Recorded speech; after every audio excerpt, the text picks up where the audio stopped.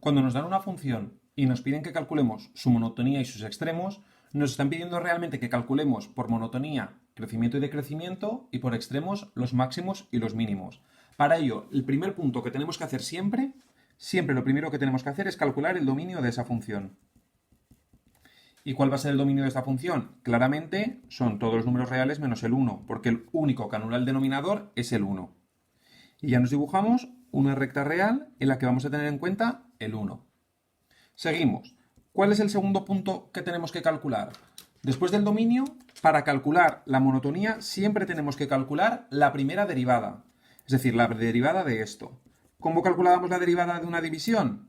Era la derivada del numerador, que es 2x menos 2, por el denominador sin derivar, menos el numerador sin derivar,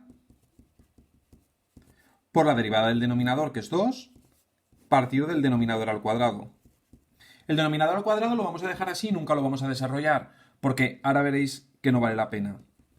Y continuamos. Una vez que tenemos esto y haciendo las cuentas, nos va a salir que esto es igual a 2x cuadrado menos 4x partido de 2x menos 2 al cuadrado, que si simplificamos lo de arriba un poco, sacamos 2x factor común, x menos 2 partido de 2x menos 2 al cuadrado. Entonces tenemos que la primera derivada es esto. El tercer paso es igualar la primera derivada a 0. Es decir, ¿para qué valores de x esta derivada es igual a 0? Para ello nos bastará con hacer que 2x por x menos 2 entre 2x menos 2 al cuadrado sea igual a 0. Pero cuando esto es 0, el denominador no puede ser 0 porque lo hemos excluido por dominio, por lo tanto lo podemos pasar al otro lado multiplicando y solo nos faltaría ver esta ecuación, que esto claramente tiene una primera solución en el 0 y una segunda solución en el 2, ecuación de segundo grado incompleta. Y el valor 0 y 2 lo añadimos aquí, en nuestra recta. ¿Cuál es el cuarto paso que hay que hacer? Comprobar ya dónde esta función crece o decrece. ¿Y cómo vamos a ver dónde esta función crece o decrece? Muy sencillo. Para estudiar el crecimiento y decrecimiento, sustituimos en la función derivada, es decir, en esta. Y sustituimos por valores intermedios de este intervalo. Por ejemplo, sustituimos por el menos 1.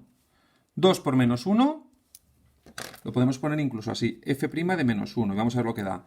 2 por menos 1, menos 2. Menos 1 menos 2, menos 3. Menos 3 por menos 2, 6. Partido de un número positivo, porque será menos 2 menos 4 al cuadrado, 16. Por lo tanto, como es positivo, podemos considerar que en este punto esta función crece. Vamos a ver un valor entre el 2 y el infinito, por ejemplo el 3. 2 por 3, 6, lo vamos a exponer aquí, f de 3, f' de 3. 2 por 3, 6. 3 menos 1, 2. O sea, perdón, 3 menos 2, 1. 1 por 6, 6. Partido de, con el 3, 6 menos 4, menos 2, 4, al cuadrado 16. Luego aquí, esta función también crece. Vamos a sustituir por un valor intermedio entre el 0 y el 1, el 0,5. Vamos a ponerlo, f' de 1 medio. 2 por 0,5 es 1. Esto de arriba queda negativo y esto de abajo queda positivo. Negativo.